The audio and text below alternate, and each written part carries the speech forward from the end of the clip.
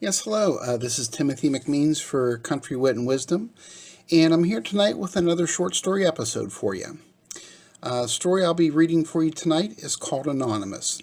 I wrote this last year sometime, so hope you have a cup of tea and you have a few minutes to sit back and relax and enjoy it. It was after midnight, but he was still at his garage with his head under the hood. He had closed up several hours earlier, but he was working on another one of his special projects. Coming out from under the hood, he slowly straightened his back and stretched. As he had gotten older, the physical labor of running his own garage was slowly starting to take a toll on him. Walking over to the old coal stove in the corner, he opened up the door and threw another shovelful of coal in. The job that he was doing was going to take a while longer, but in his mind it was well worth it. Walking into his office, he sat down to take a small break. Pulling his thermos out from under the desk, he poured himself a cup of tea. It was still hot, and that brought a smile to his face. Leaning back in his chair, he closed his eyes, just to rest them for a minute. On the radio in the background, he heard a preacher start to give his message for the day. That also brought a smile to his face, and took him back several years. Back in those days, he was never really a church-going man. But after he had gotten married, his wife convinced him one evening to come with her to listen to a minister who was coming to town. He was known to be quite a captivating speaker, so he gave in and went with her to hear the message.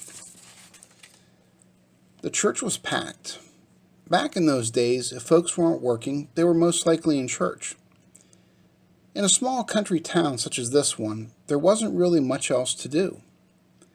The reputation of the minister had preceded him, and the whole town seemed to have shown up, anxiously awaiting his message. When he started to speak, the message went directly to his soul. Even now, many years later, he could recall the heart of the message, which centered around anonymous acts of charity. He had memorized the Bible verse that the preacher had referenced, Luke chapter 3, verse 11.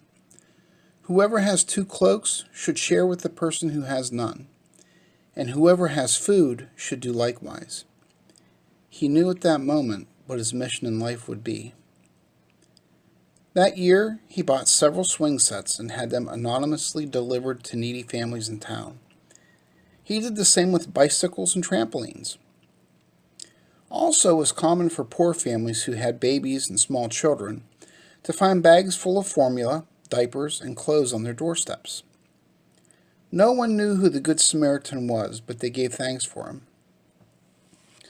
Once there was a widow who had fallen and injured herself.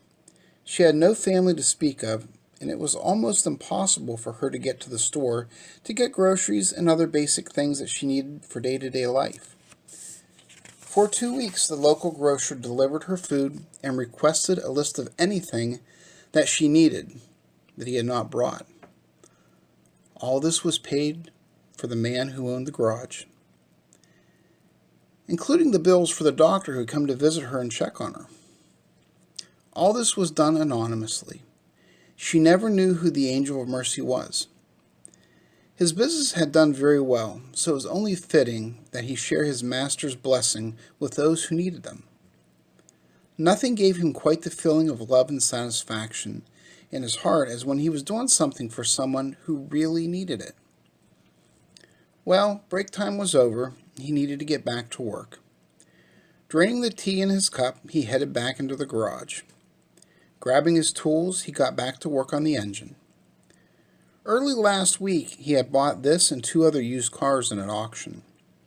Because he was a mechanic, he could take cars that needed work done on them and do it himself. He always liked to have 2 or 3 cars that he could fix up and give away to people who really needed them. This night's project was being given away to a young couple who only lived about a half a mile from him.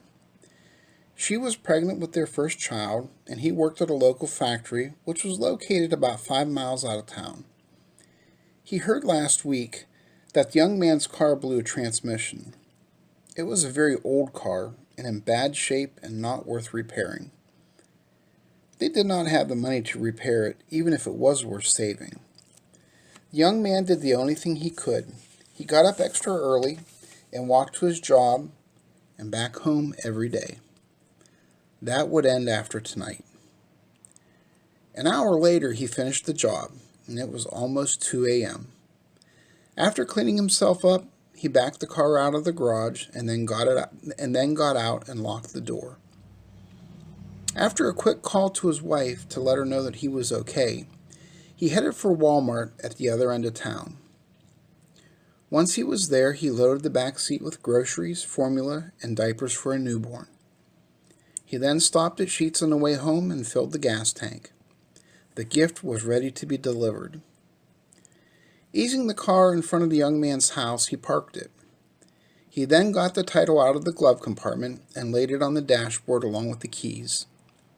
Beside them, in an envelope, was a money order that would pay for a year's worth of insurance, along with a typed note. It read as follows: "Son, this gift is for you and your wife. Please accept it in the name of the Master whom I serve. God bless you both, along with the little one that's on its way. My Master sends his love and peace to all of you. God bless." Gently closing the door, he walked to the other side of the car and taped a sheet of paper to the passenger side window. On it was the young man's name and a request to look inside the vehicle. With that, his job was done. Walking home, he noticed that the stars looked a little brighter and seemed to twinkle a little more than usual. Despite the late hour, he felt full of energy, and his steps were quick and light. His heart sang a song of love and gratitude to his Master. He thanked him for blessing him and using him as a humble servant to help others. Sticking his hands in his pocket, he whistled a simple walking tune and turned his heart towards home. Thank you for taking the time to listen to this story, my friends. If you liked it, please share it and hit the subscribe button so that you'll be notified of my upcoming stories. Take care, and God bless.